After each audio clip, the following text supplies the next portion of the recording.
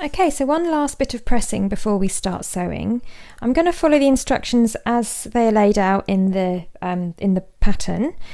So we've covered this bit up here, 1, 2 and 3, because we've attached our interfacing. We're going to now move on to the adjustment loops.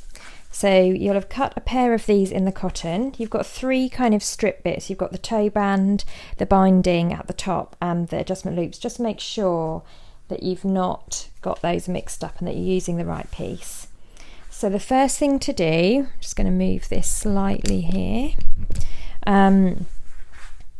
is whilst you've got your ironing board set up from your fusing, you might as well do this bit. So fold these in half. With the wrong sides together, so you're looking at the right sides and you're folding in half lengthways. Do the same for both. I try not to use the steam when I'm videoing in case it steams up the camera.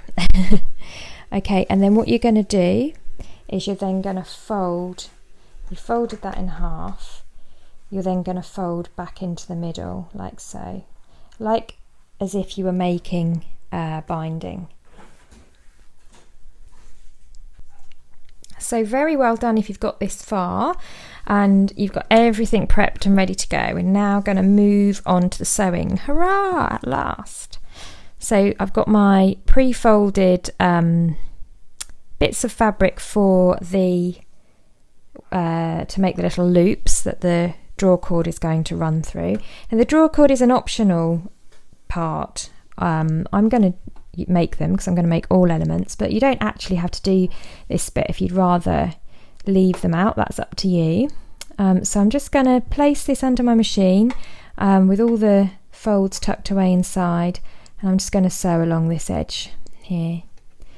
I'm going to use a universal medium-sized needle, and I'm going to use a straight stitch with a stitch length of 2.8 throughout any of the stitches that are going to show on the outside. A couple of back stitches to begin with. Whoops.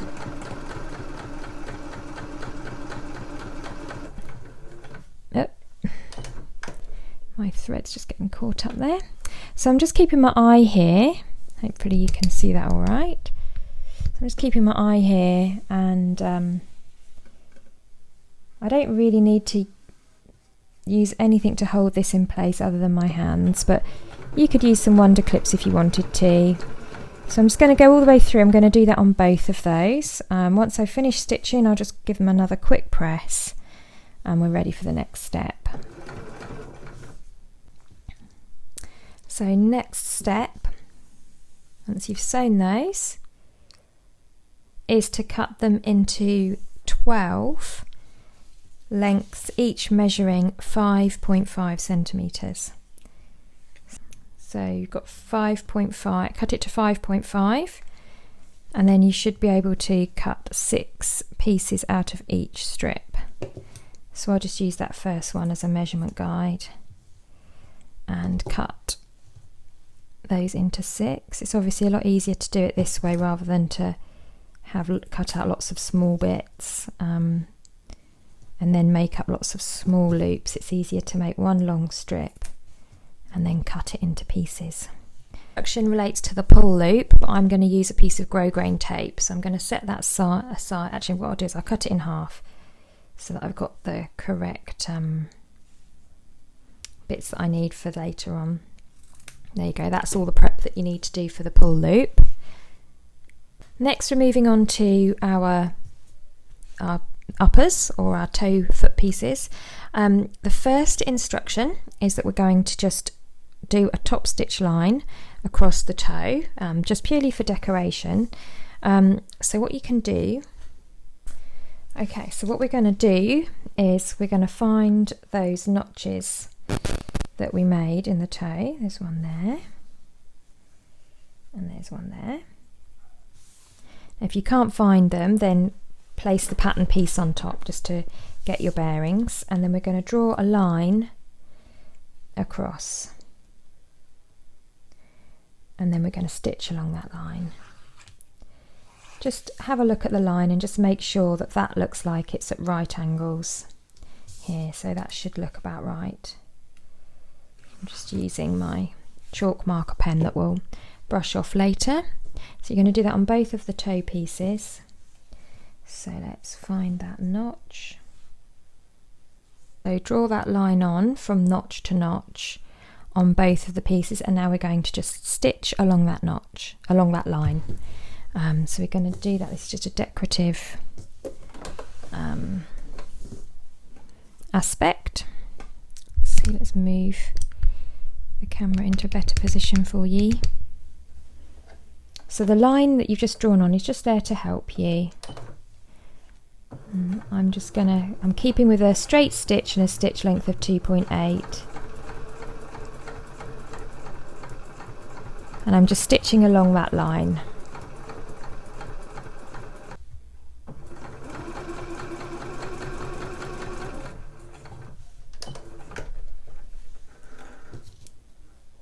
I'm not worrying about doing a back stitch because it's all going to get secured within the seam allowance, and I don't want to create any bulk really, and doesn't need it.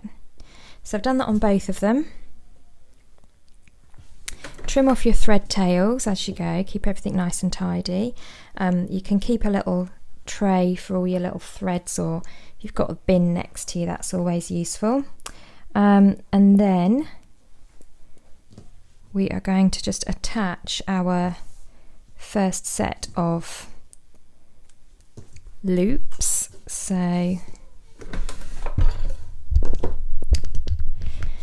there we go, there's my toe piece, and I'm going to take 2 loops and 2 wonder clips, and I just want to fold them in half and place them. So I'm folding them in half like this. You can choose which way to fold them, doesn't really matter which way the pattern looks nicer, it's up to you. And then I'm going to place it at that position there, so raw edges together, and put a clip there. Same on the other side. Just a little note, that stitch line that you made when you were creating these loops, just think about maybe keeping them the same throughout. So can you see the stitch line is at, if I use my scissors to point, is at the bottom on both of them. It's quite easy to sort of forget little details like that, but you know, if they're all kind of uniform, it just no one's ever going to know, but it's just kind of a professional touch. So there you go, those are those 2, and I'm going to do the same on the other foot part. Move my camera in so you can see, and I'm just going to baste those, so I'm not going to, these stitches aren't going to be visible, they are simply there to act as holding stitches, so they're just holding that loop in place, and within the seam allowance, so just near the edge, about 1/2 centimetre in from the edge. There's a 1 centimetre seam allowance on this pattern throughout, so if you match up the raw edges with the edge of your foot, you see that's going to be about right.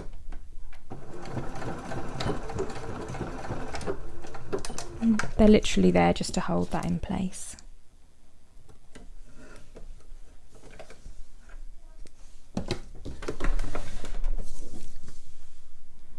And I'm going to do the same on the other foot. So that's your front pieces prepped. Pop them to one side.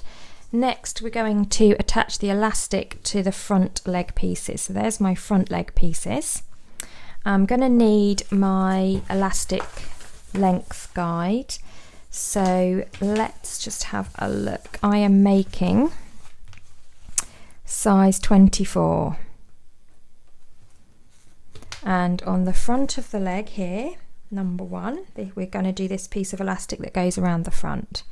So the front, number 1 here, that's going to be 16.8 centimeters. So come down, decide on the size you're making, and then look at how long the elastic is you're going to need.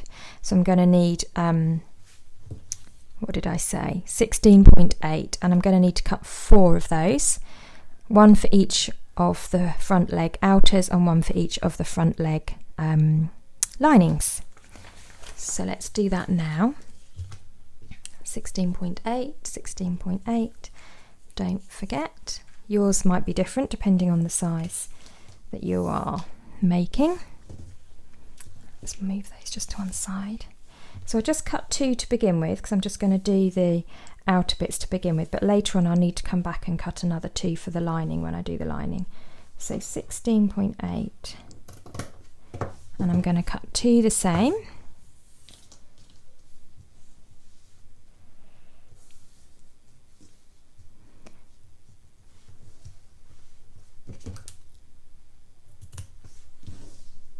There we are. Now I'm going to attach these to my front legs. So turn your front legs over to the batting side, and then on the fluffy fleecy side, and then I can see that notch mark there. There should be one on the other side.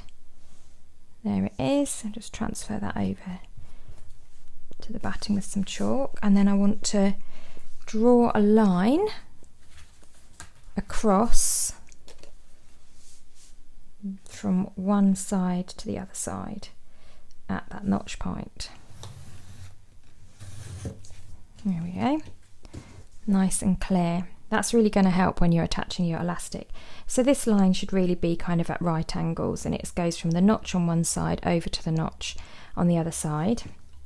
And then what we're going to do, and whatever I'm doing on this front leg, you're going to repeat the same again. So it's kind of like repetitive, this project, because everything you do, you kind of do everything 4 times, because you do it for the left leg, the right leg, and then the lining on the left leg, and then the lining on the right leg or the right foot. So you're going to get lots of practice, because you're going to do everything 4 times. So there you go.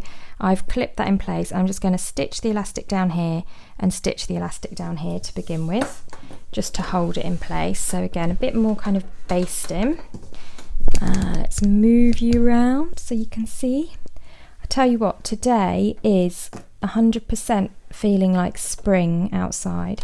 It's beautifully light, sun's shining. I've got a lovely bit of evening sunshine for the first time in what feels like ages, and it's just lovely. I just honestly cannot wait for, I've never felt so excited about the onset of spring as I do now. Even though I'm making cozy booties, but I think I'm going to wear these all throughout the year. Here we go. And at Christmas time I'm going to make these in Christmas fabrics. Oh my goodness, I've just had that idea. Christmas slippers, yes please.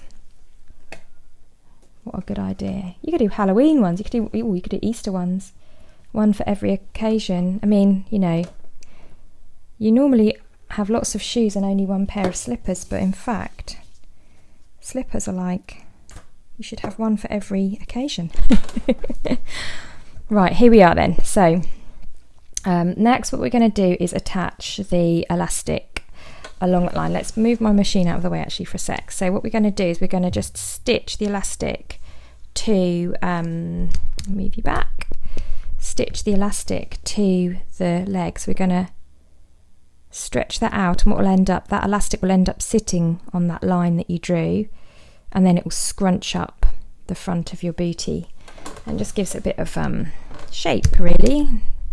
Gives it that nice kind of what's the word I'm looking for, segmented kind of boot shape. So I'll just depress the needle into the elastic to anchor it.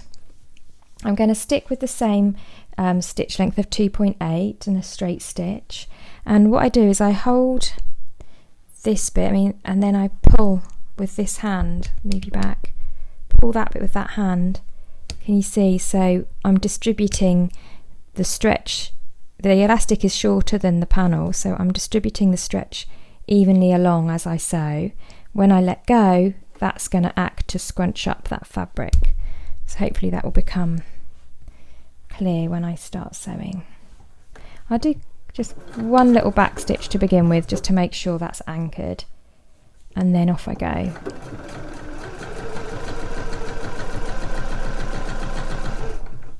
And I'm just keeping the elastic. Can you see how the elastic is sitting on top of that chalk line that I drew?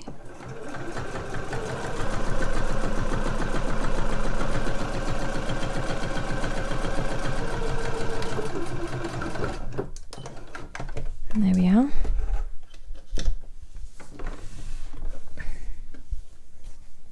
So that's the outside of my bootie. It kind of almost acts to kind of curve it in as well, which is really nice. So it's kind of curving it in and giving it a nice shape at the same time. There you go. So repeat that on the other front bootie.